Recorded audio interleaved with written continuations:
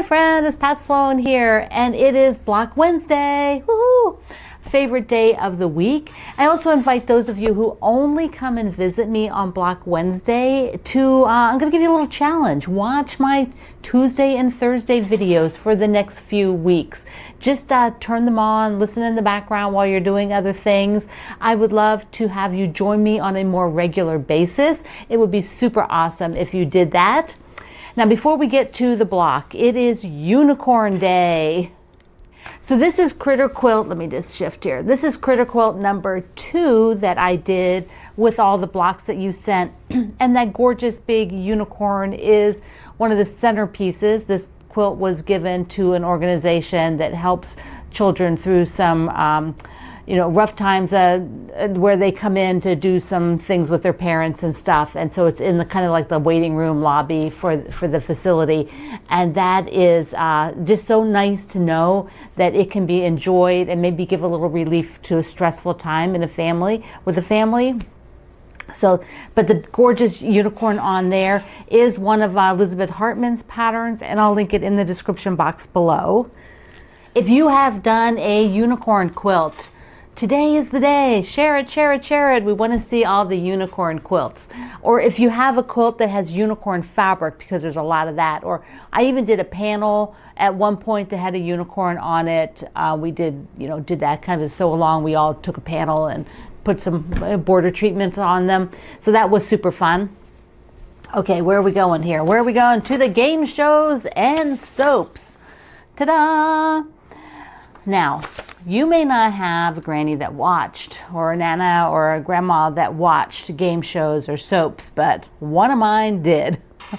My modern grandma, my granny, she loved the game shows. And when I lived in Europe, I didn't have access to much television that was in English. In Belgium, we only had like one night a week that had English programming. And so we basically didn't watch television. So it wasn't until I came back and went to college, and that's when I saw my grandparents more often, that I kind of got introduced to game shows. And Granny watched, I always have to remember, because it doesn't like really stuck in my head. Oh yeah, she liked Price is Right and the Hollywood Squares. And so when I was in college and I might be there for the weekend visiting, I would watch some of those with her. Now, I don't remember anybody watching soaps. I think, soap operas. I think possibly my mom did before we went to Europe. She may have had them on occasionally, but it wasn't like a big deal. But I know that that's a big deal for a lot of people. Now, it might not be your grandma, it might have been your auntie or a neighbor that you were friendly with, or maybe your own mother. But I would love to hear what kind of game shows and soaps and things that your grandma enjoyed. So the block, I put it just with simple sashing so you could see what it looks like. I think it would be super fun to do it either scrappy, so you could just use up scraps and really fill in, or not fill in, like reduce maybe some scrap bins that you have and make a whole quilt out of it. I think that would be super fun. We should do that sometime. I know I say a lot of things, it doesn't actually make them happen, just so you remember that. Occasionally people say, well, you mentioned this like 2 years ago on your video. I'm like, yeah, I did. Yeah, it didn't happen yet, did it? No, it's probably not even on my list anymore. I see lots of things. I have lots of ideas, just like you do, but there's usually no way to make all of those happen. I make a lot of them happen, but there isn't a way to make all those things happen. Excuse me, pollen. It's starting. So today I'm going to make that block, but also I want to point out that I have put the block from last week in its proper position. Many of you questioned. I don't know why you just didn't say it's not in the right spot. Why didn't you do that? So many of you would go like, I'm questioning your position.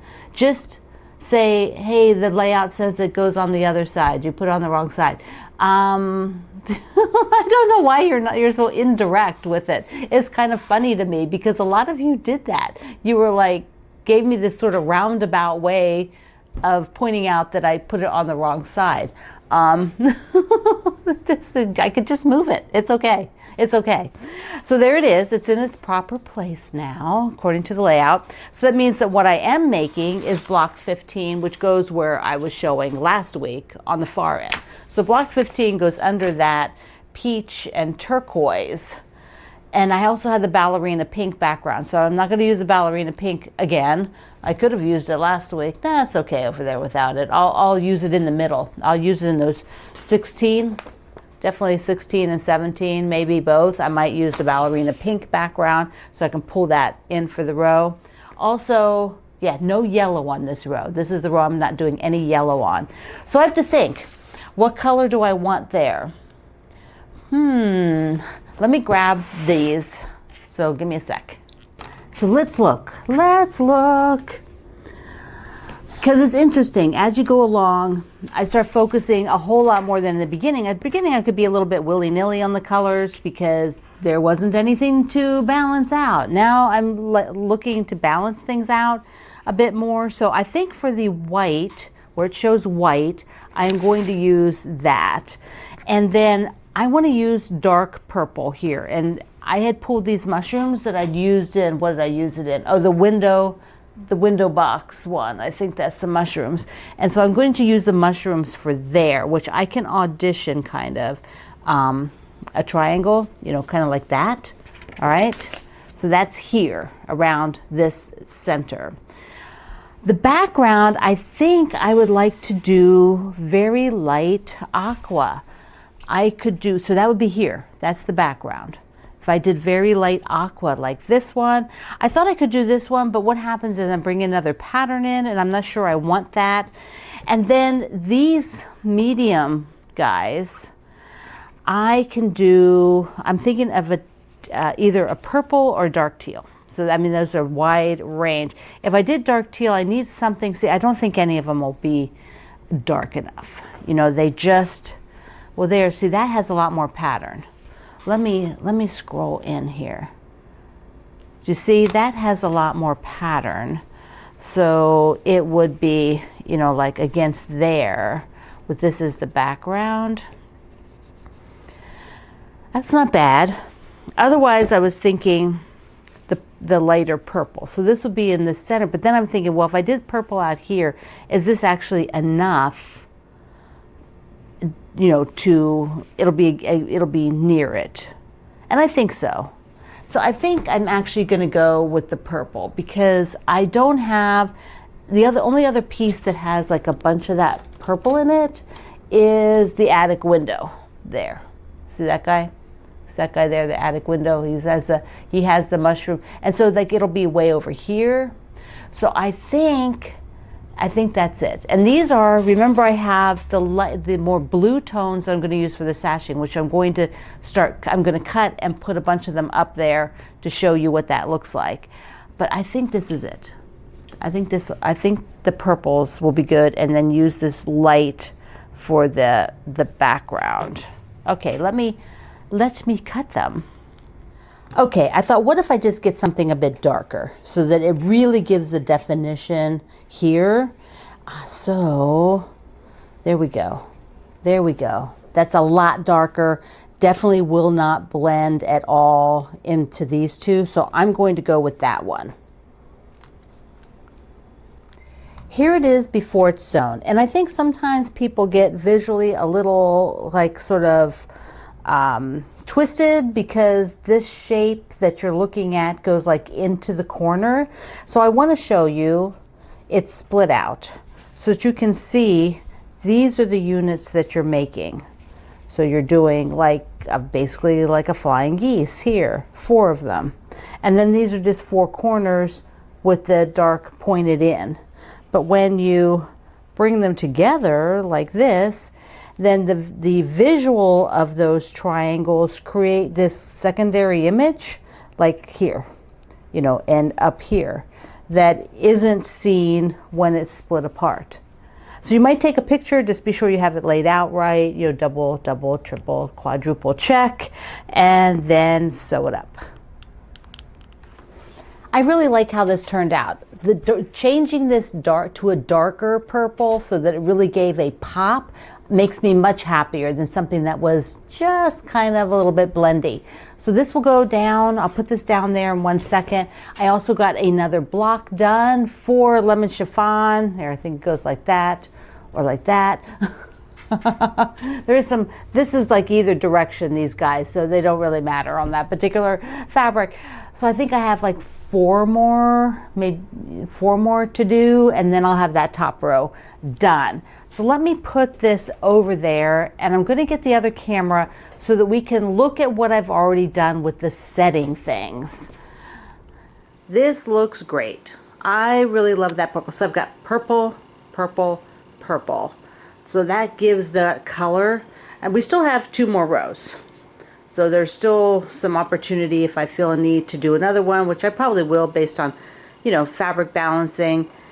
And like I said, this kind of yellow that's here will go in the bottom 2 rows. I'm just going to leave it out of that row. All right, so let's look at a few of the other things here. I switched, remember here I had a bigger floral. It was actually this one, kind of a busier 30s floral. I moved it because it did not do anything there. That needs a more solid reading for me. Then I dug this one out to do, this goes all the way across. So I'll have to piece that because most of what I have isn't long enough in these shades.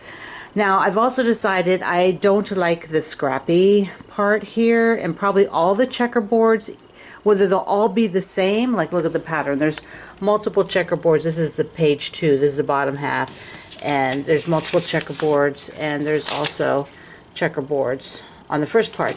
So I think they will either be all the same, white and purple, or each unit will be the same white and purple. So just 2 fabrics per unit. We'll see. Well, I'll do the first one. And then when I get to the second one, I'll decide. So I'm pretty happy with where these fabrics are now, and this piece will be much smaller than that, so that'll make me happy. I really like that. I know a few of you don't like it, and that's fine. That's fine. Don't put it in your quilt. Okay. So this, now I haven't done any more. What I'm going to do is work on getting those 2 rows done and sewn together. Maybe they'll be up there for tomorrow's video, and then the bottom, then I'll get this one done and sewn to it. So I'll have the top half of the quilt finished for next week. Before I go on to the quilt parade so we can look at last week's block, I just want to say that I so appreciate all of you here that watch the video and leave comments. I've been reading the comments, and I've decided that there's only so much time in my day to respond to comments, and so what I'm going to do is focus for a while just here on the comments at YouTube, and I'm able to just click the heart or leave you a note, and most of the time I think you're going to get an email to see that I click the heart. I know I get them when I do that for other content creators here at YouTube, other YouTubers that I follow. You know, I get a response that they did that. But it's so important for me and my business to have you here, because I know that you can't always purchase things, which supports my business. But when you watch my videos, that does support my business because the videos have ads, and that's the way of the world. As I'm a working girl. I'm a working girl, you know. So I love it so much when you leave me a comment and I can read them.